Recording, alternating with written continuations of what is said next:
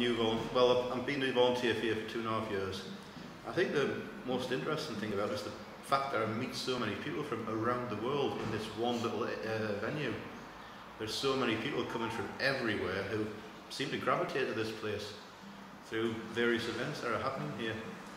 English language group, the different music groups that turn up here from around the world,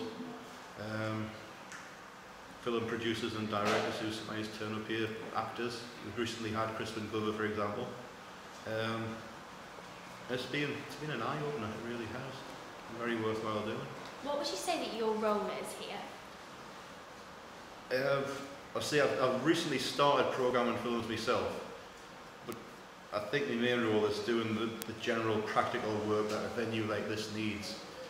It's harder to get people who are interested or would be willing to clean the toilets on a regular basis for the obvious reason. It's unpleasant, but it can't function without that. Replacing light bulbs, odd handyman jobs that I can cope with or that can get done quickly, that need to be done quickly. I say the general social atmosphere of the place is wonderful. So do you think that's the unique thing about the cinema, the fact that everyone just mucks in? The unique thing about it is it's all volunteer-led. There's nowhere quite the same in England. There's one down in Bristol called The Cube, but I think even that has a part-time curator who gets things action because there just aren't enough volunteers otherwise. Doing the health and safety things are essential for a place like this nowadays. But you can multitask here in so many ways. I mean, there's bar staff needed. I do the door because of hearing problems. The cinema, we've actually gone back to the old style of cinema and having ushers in who guide people at the screenings for the older films, and that seems to have gone down really well with people. They enjoy the old-fashioned atmosphere. We've got an old school cinema organ in there, for instance, that people really like, because it gives an old-fashioned tone to the night. Obviously that only works with older films, and newer ones it can jar a bit, the sound of it. But again, it's a creative thing that happened. That organ was rescued from a barn in Scotland. It's now here working, and it's got a new lease of life. And going back to what you were saying about the fact that it's volunteer-led here, in terms of finances, how do you go about that? The truth of the matter is we do rely on gig nights to put on the more, art house events. The gigs bring in money at the bar and the door. We get a proportion of it based on what the gig is.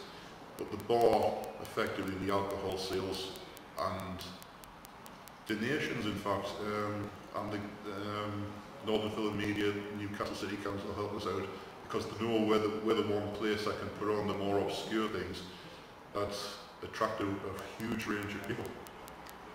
What would you say your proudest moment is working here? Oh,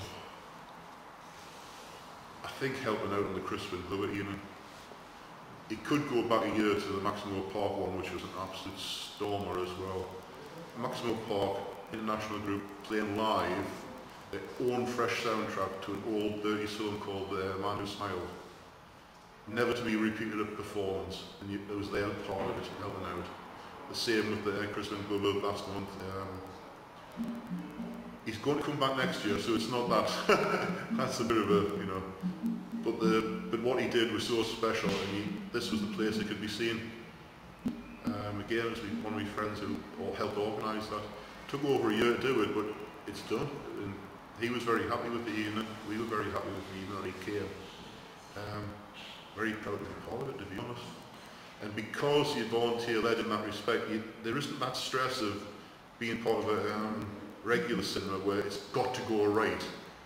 It does go right here, but in a sort of ramshackle, muddle-through British way. Really like that about it. That was fantastic.